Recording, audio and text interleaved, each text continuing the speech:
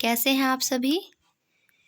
I hope कि आप सभी बहुत अच्छे होंगे और अपने जीवन में कुछ नया और बेहतर करने का प्रयास ज़रूर कर रहे होंगे। तो आज इस साल का 2023 का आखिरी दिन है। तो आज ये हमारी 2023 की आखिरी क्लास होगी। बाकी फिर कल है ही न्यू ईयर। कल से फिर नया साल, नई उमंग, नए हर्षोल्लास के साथ नई कक्षा शुरू करेंगे अपनी। चलिए, तो सबसे पहले हम आज की क्लास को शुरू करते हैं और क्वेश्चन नंबर 1 आपको स्क्रीन पर दिया गया है। सुल्तान की उपाधि धारण करने वाला पहला शासक कौन था? महमूद गजनी, मोहम्मद गोरी, कुतुबुद्दीन ऐबक या अलाउद्दीन खिलजी? इनमें से जो मोहम्मद गोरी है, ये तो गौर वंश का संस्थापक था। और महमूद गजनवी जो था, ये गजनी वंश का शासक था, जिसने सबसे पहले सुल्तान की उपाधि धारण की थी। तो सुल्तान की उपाधि धारण करने वाला जो व्यक्ति था वो था महमूद गजनी, या इसको महमूद गजनी या कहीं कहीं पर आपको महमूद गजनवी भी लिखा मिल सकता है। तो महमूद गजनवी वो सुल्तान था, वो शासक था जिसने पहली बार सबसे पहले सुल्तान की उपाधि धारण की थी। और महमूद गजनी की अगर हम बात करें तो इसने भारत पर 17 बार आक्रमण किया था। कितनी बार? 17 बार। तो भारत पर 17 बार आक्रमण करने वाला कौन था? यही व्यक्ति था। और इसका जो 17वां आक्रमण था वो था जाटों के विरुद्ध। 17वां आक्रमण किसके विरुद्ध था इसका? वो जाटों के विरुद्ध था। और इससे पहले जो इसका 16वां आक्रमण था, इसका वो था सोमनाथ के मंदिरों पर। किस पर था? तो सोमनाथ के मंदिरों पर इसने क्या किया था? सोमनाथ के मंदिर पर इसका 16वां आक्रमण था और 17वां जाटों के विरुद्ध था। इसके बाद अब नेक्स्ट क्वेश्चन, कुव्वत उल इस्लाम मस्जिद बनवाया किसने बनवाया, हमें बताना है। इल्तुतमिश, कुतुबुद्दीन ऐबक, रजिया सुल्तान या आराम शाह? तो कुतुबुद्दीन ऐबक ने बनवाई थी कुव्वत उल इस्लाम मस्जिद, जिसे भारत में स्थापित पहली मस्जिद के नाम से भी जाना जाता है। तो ये कुव्वत उल इस्लाम मस्जिद ये भारत की पहली मस्जिद थी। और कुतुबुद्दीन ऐबक ये गुलाम वंश का क्या था? संस्थापक था। तो गुलाम वंश की नींव रखने वाला व्यक्ति कौन था? कुतुबुद्दीन ऐबक ही था। और कुतुबुद्दीन ऐबक ने ही कुतुब मीनार भी बनवाई थी। क्या बनवाया था इसने? दिल्ली में कुतुब मीनार का निर्माण करवाने वाला भी कौन था? कुतुबुद्दीन ऐबक था। और इसी ने ही बनवाया था 2.5 दिन का झोपड़ा। क्या बनवाया था इसी ने?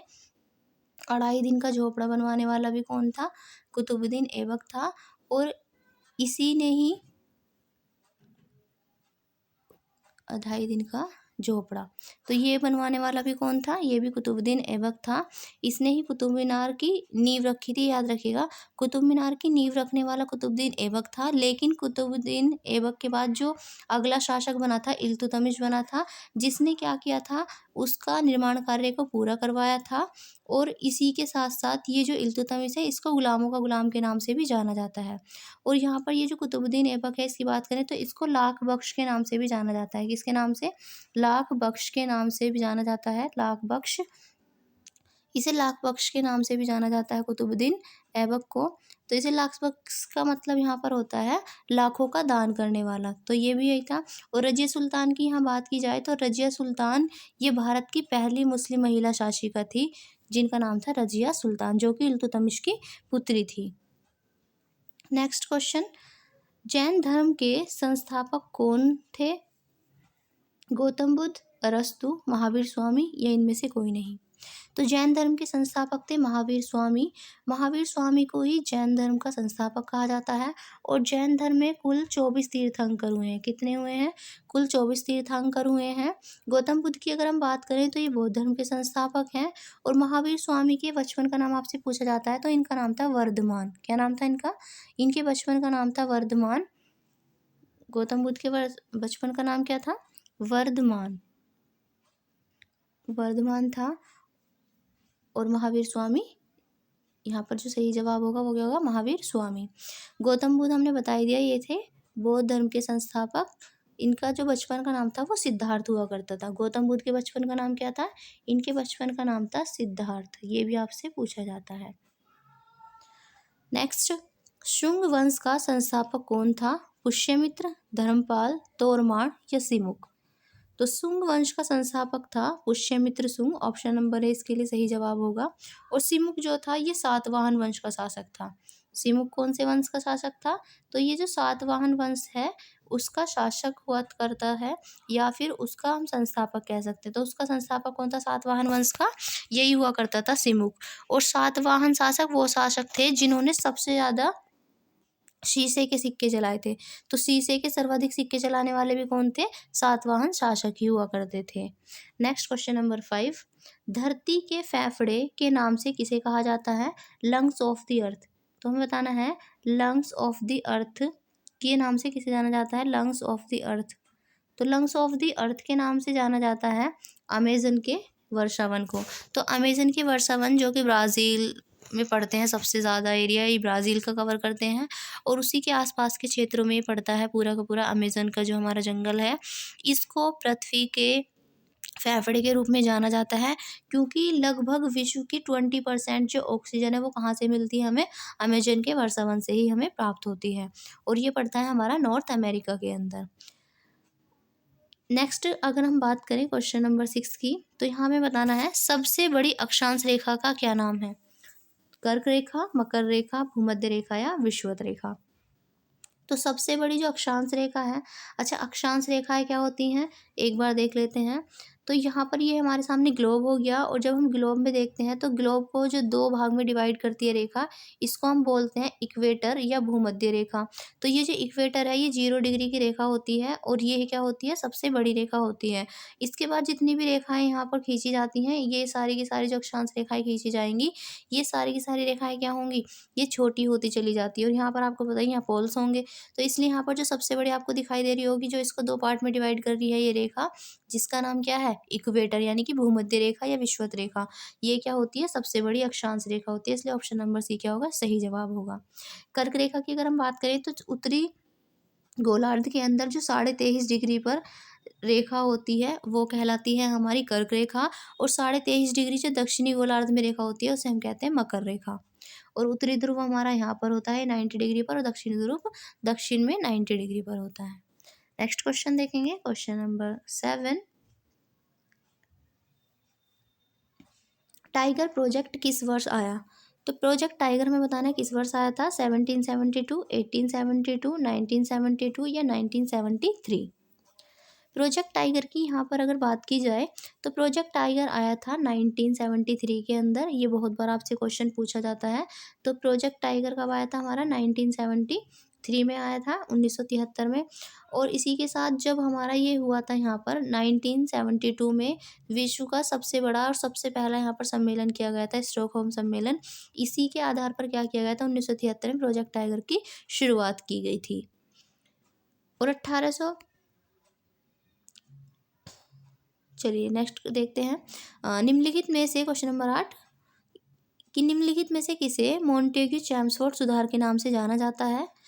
1773 को, यानी कि जो 1773 का एक्ट था उसको, या 1833 के एक्ट को, 1919 के एक्ट को, या 1909 के एक्ट को।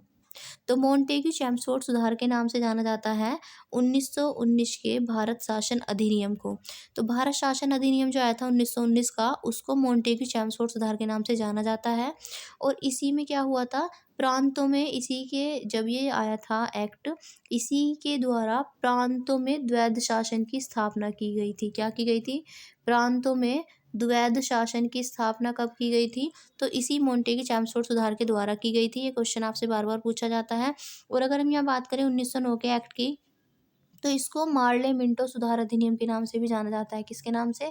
मार्ले मिंटो एक्ट के नाम से, या मार्ले मिंटो सुधार अधिनियम के नाम से इसको जाना जाता है। मार्ले की अगर हम बात करें तो ये क्या हुआ करते थे? ये सचिव हुआ करते थे भारत के, और मिंटो वायसराय हुआ करते थे। और मोंटेग्यू जो है ये सचिव हुआ करते थे, और चेम्सफोर्ड क्या हुआ करते थे? वायसराय हुआ करते थे। और 1773 का जो एक्ट आया था इसको रेगुलेटिंग एक्ट के नाम से जाना जाता है। इसको किस नाम से जानते हैं हम? रेगुलेटिंग एक्ट के नाम से इसको जाना जाता है, रेगुलेटिंग एक्ट। तो रेगुलेटिंग एक्ट कब आया था? 1773 में आया था, और इसी के आधार पर 1774 में कलकत्ता में सुप्रीम कोर्ट की स्थापना की गई थी। नेक्स्ट क्वेश्चन नंबर 9, उत्प्रेषण का शाब्दिक अर्थ क्या होता है? ऑप्शन ये हैं रोकना, हम आदेश देते हैं, आपके पास शरीर है, प्रमाणित होना, या सूचना देना। तो उत्प्रेषण का शाब्दिक अर्थ होता है प्रमाणित होना या सूचना देना। ऑप्शन नंबर डी इसके लिए सही जवाब होगा। तो ये हमारी रिट है जो कि आर्टिकल 32 में आती है। रिट किस में आती है? आर्टिकल 32। आर्टिकल 32 जो कि बात करता है संवैधानिक उपचारों के अधिकार के बारे में, जिसको बाबा साहब ने संविधान का हृदय तथा आत्मा कहा है, आर्टिकल 32 को। आर्टिकल 32 के अंदर 5 प्रकार की रिट्स होती हैं और ये 5 प्रकार की रिट जारी करने की शक्ति होती है सुप्रीम कोर्ट के पास। किसके पास होती है? सुप्रीम कोर्ट के पास। आर्टिकल 32 के अकॉर्डिंग सुप्रीम कोर्ट रिट जारी कर सकता है, लेकिन हाई कोर्ट भी रिट जारी कर सकता है। क्या कर सकता है? हाई कोर्ट भी रिट जारी कर सकता है। और हाई कोर्ट की जो रिट पावर जो रिट जारी करने की पावर होती है, तो यहाँ पर सुप्रीम कोर्ट और हाई कोर्ट दोनों कर सकते हैं। आर्टिकल 232 में सुप्रीम कोर्ट करता है और हाई कोर्ट 226 आर्टिकल 226 के अकॉर्डिंग क्या कर सकते हैं? यहाँ पर हाई कोर्ट रिट जारी कर सकता है। तो यहाँ पर जो रोकना है, रोकने की मीनिंग की अगर बात करें तो रोकना शाब्दिक अर्थ होता है प्रतिषेध का। हम आदेश देते हैं, ये होता है परमादेश का, और आपके पास शरीर है, ये होता है बंदी प्रत्यक्षीकरण का। तो ये हमारी 5 प्रकार की जो रिट होती हैं उनके बारे में कुछ इन्फॉर्मेशंस थी। नेक्स्ट है हमारा क्वेश्चन नंबर 10 जो आज का लास्ट क्वेश्चन होगा। निम्नलिखित में से कौन सा पक्षी उड़ नहीं सकता है? ऑप्शन नंबर ए है एमू, बी है रिया, सी है शुतुरमुर्ग और डी है ऊपर के सभी। तो जिनका भी जवाब है ऑप्शन नंबर डी उपयुक्त सभी वो सही है, क्योंकि एमू, रिया और शुतुरमुर्ग ये तीनों ही ऐसे पक्षी हैं जो उड़ नहीं सकते। इनमें से अगर बात की जाए शुतुरमुर्ग की, तो ये बहुत तेज दौड़ने में सबसे आगे रहता है और शुतुरमुर्ग का अंडा विश्व का सबसे बड़ा अंडा होता है, ये भी याद रखिएगा।